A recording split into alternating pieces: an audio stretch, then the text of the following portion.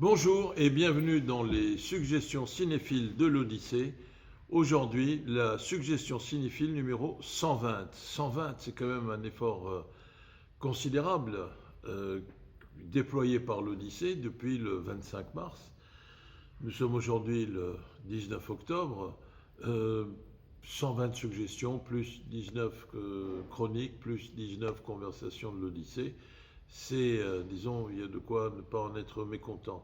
Euh, Si c'est un effort qui correspond, enfin vous plaît, eh ben, je serai reconnaissant de bien vouloir nous le signifier par des likes, parce que c'est plus on a d'appréciation, plus les algorithmes, cette fameuse intelligence artificielle qui rythme et qui soi-disant est capable de supplanter l'être humain, ce à quoi je ne crois pas, euh,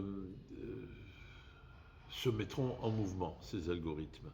Alors, puisque je parle d'algorithmes, c'est sur notre site, c'est sur nos pages Facebook que vous pourrez les voir, parce que pour l'instant, on a un petit problème, on est bloqué sur YouTube, et je vais vous prendre à témoin, parce que c'est quand même incroyable, et vous comprendrez pourquoi j'ai des doutes sur l'intelligence artificielle. Et ça concerne une suggestion qui était faite en pleine période de confinement, euh, James Bond contre Dr No, et dans la miniature, il y avait une photo sur la plage, une photo célèbre du film avec Sean Connery en polo bleu ciel, mesdames et mesdemoiselles, et puis messieurs, oh mais un bikini, tout ce qu'il y a de plus convenable, surtout par rapport à aujourd'hui. Bon, le film date du début des années 60. Et, euh, à côté de Sean Connery, uniquement il regarde la caméra, donc il n'y a rien de. euh, Ursula Andress qui est en bikini. Eh bien, l'algorithme a repéré ça comme étant une photo à tendance érotique. Donc vous voyez, on peut même pas dire à un algorithme honni soit qui mal y pense, puisque lui, il est programmé, il applique bêtement les différentes choses. Mais c'est vraiment bon. Alors donc on est en train de régler cela. Vous pouvez évidemment consulter cette suggestion sur Facebook, sur notre site internet, mais euh, pour l'instant pas sur YouTube. Et nous sommes en train de nous employer pour que ça revienne sur YouTube. Et donc vous pourrez consulter aussi toutes nos suggestions sur YouTube.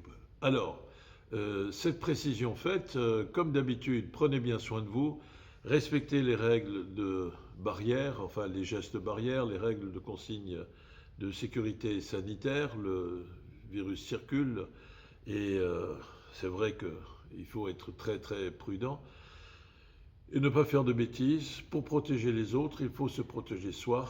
Et c'est en se protégeant soi qu'on protège les autres. Et penser aux autres, c'est aussi assurément penser à soi. Deuxièmement, exercez votre vigilance démocratique pour ne pas être transformé en esclave consentant et en minuscule lilliputien infantilisé. Et puis, surtout, exercez votre proximité cinéphile en venant à l'Odyssée, qui est, je l'espère, votre cinéma préféré, où est à l'affiche jusqu'au 17 novembre, dans le cadre de la manifestation Étoiles Étoiles du cinéma européen, un film prodigieux qui est très fort, qui est très bouleversant aussi, euh, qui secoue un peu le spectateur, mais sans le brusquer. Voilà. Euh, c'est le film Fugue de Agnieszka Smosienska. Prononciation non garantie, je m'en excuse auprès de tous nos amis polonais. Euh, un film fait avec beaucoup de doigté, de délicatesse. Quand c'est une femme qui est à la manœuvre, les films deviennent tout de suite à la fois d'une plus grande euh, sensibilité, d'une plus grande permettant de restituer toute une série de nuances, et en même temps ils sont plus incisifs, plus tranchants. C'est indéniable. Et en tout cas, je le dis et je rends hommage à toutes les femmes réalisatrices en espérant qu'il y ait de plus en plus de films faits par elles. Puisqu'on parle de femmes, une femme marche sur des rails dans un tunnel, elle arrive à une station de métro, elle monte sur le quai, elle marche parmi la foule, elle s'accroupit pour faire un petit pipi. Un rayon noir et on passe à 2 ans plus tard. C'est un début qui est extraordinairement fort et surprenant. Et à partir de là, le film va s'appuyer sur une proposition. Quelqu'un qui se comporte d'une manière, disons, excentrique, pas normale, en quelque sorte, eh bien, pourquoi? Qu'est-ce qu'il y a derrière? Qu'est-ce qu'il y a comme tension? Qu'est-ce qu'il y a comme court-circuit qui a engendré ce comportement, disons, décalé, ce comportement insolite, voilà, en quelque sorte. Et c'est toute la proposition. Et on comprend que, très rapidement, parce qu'elle est analysée, que cette femme, 2 ans plus tard, eh bien, elle a le visage tuméfié parce qu'elle s'est battue avec un officier de police, mais elle ne se souvient de rien. Et le psychiatre qui la soigne, eh bien, il parle de fugue dissociative. C'est-à-dire que cette fugue a été entraînée, provoquée par un choc émotionnel tellement fort que, sans même que la conscience puisse intervenir, il y a eu une rupture inconsciente, subconsciente aussi, si vous préférez, et un refus de la réalité. Une réalité qui a été justement à l'origine de cette rupture. Le psychiatre emmène cette patiente énigmatique et insolite à la télé pour lancer un appel, et puis finalement, les parents de cette jeune femme, formidablement incarnée par une actrice qui s'appelle Gabriela Muscala, et qui est en même temps la scénariste du film, et dont je vous parlerai un peu plus tard, eh bien, elle est reconnue. Le personnage qu'elle incarne, Gabriela Muscala, est reconnu. Et donc le psychiatre l'emmène dans sa famille à Wrocław, en dehors de Varsovie. Et évidemment, on est confronté à une première impasse, c'est-à-dire quelqu'un qui ne se souvient plus de rien, eh bien, doit faire comme si de rien n'était, comme si tout allait pour le mieux, en disant ça c'est mon mari, ça c'est mon fils, mon petit-fils de 5-6 ans, ça ce sont mes parents, ces gens-là sont mes parents, et alors qu'elle ne les reconnaît plus. Donc on lui demande de jouer un rôle, ce à quoi elle... Mais au fur et à mesure, eh bien, et c'est ça qui est intéressant, eh bien on apprend que si cette femme a eu un choc traumatique, c'est parce que elle venait d'avoir une proposition de divorce, enfin une demande de divorce de son mari, qui est très très bien joué, mais alors qui est vraiment l'homme lâche, couard. Et elle part en voiture avec son petit enfant. Un accident, il passe à travers la fenêtre de la voiture, l'enfant. Elle croit qu'il est mort, il n'est pas mort. Et tout disjoncte dans son esprit. Et commence la fugue, et on le comprend. Alors le film est une réflexion formidable sur les apparences, sur les secrets que l'on tait dans une famille, sur les petites lâchetés, les couardises qui font malheureusement le sel amer de la vie quotidienne. Et le film, de ce point de vue-là, le montre très très très bien, cela. À cela s'ajoute un travail esthétique qui est d'une beauté absolue.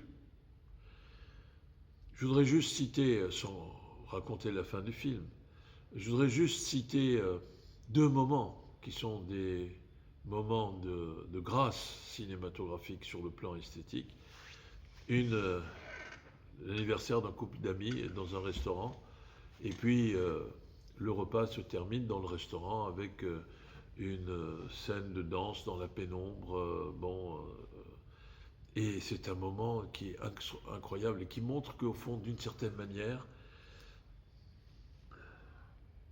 dans la vie quotidienne, surtout quand ça ne va pas, eh bien, le plus souvent, on n'est rien d'autre. Nous, les êtres humains, ne sommes rien d'autre que les acteurs de nos propres personnages, façonnés par le fameux surmoi, c'est-à-dire par le regard des autres, et par l'éducation, les traditions, les coutumes que l'on peut avoir.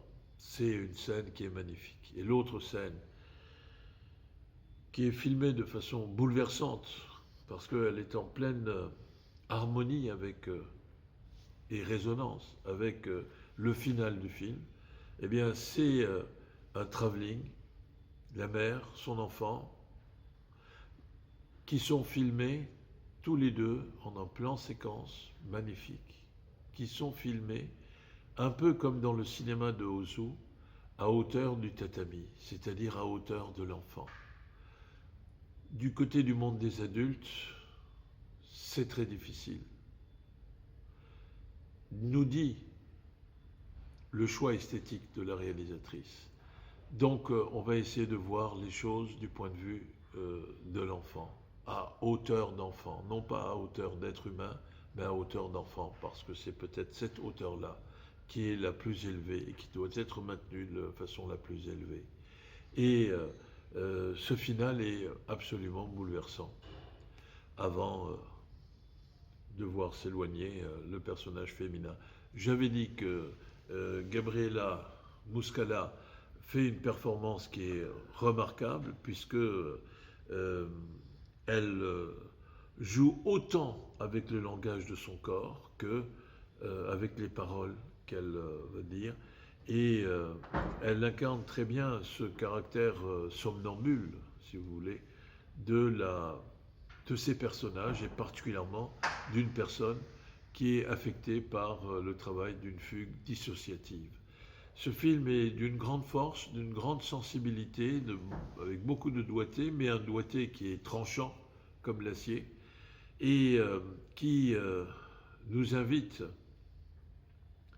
à essayer d'avoir de l'empathie avec les gens, surtout quand ils ont des comportements apparemment insolites, et que derrière l'insolite se cache le plus souvent une extrême douleur, une extrême souffrance, qui même une extrême déchirure émotionnelle, qui même cicatrisée, continue à être d'une telle sensibilité qu'elle est source, cette cicatrice, de douleur. Une douleur qu'il faudra apprendre à vivre avec. C'est un film d'une grande force que je vous invite à venir voir, où ça, à l'Odyssée, dans le cadre de la 21e édition de la manifestation Étoiles du cinéma européen, entièrement consacrée aux films soutenus par Eurimage. À très bientôt, merci, au revoir.